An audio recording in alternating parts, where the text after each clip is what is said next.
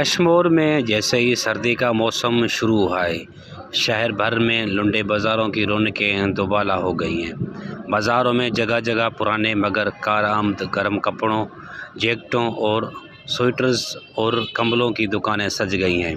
غریب اور متوسطہ طبقے سے تعلق رکھنے والے شہری بڑی تعداد میں ان بازاروں کا رخ کر رہے ہیں تاکہ سردی سے بچاؤ کے لیے مناسب قیمتوں پر سامان حاصل کر سکیں۔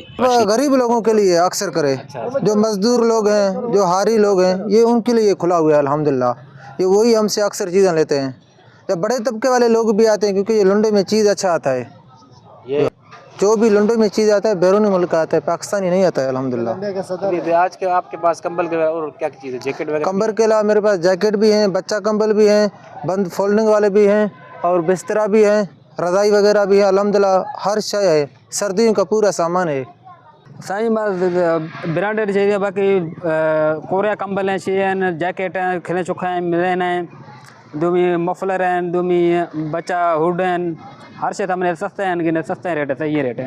ہم کراچی سے مال لے کے آئے ہیں، تقریباً 10 دن ہو گئے۔ یہاں کوئی گراہک نہیں آ رہا، مہنگائی کی وجہ سے تقریباً ہمارا نقصان ہو رہا ہے۔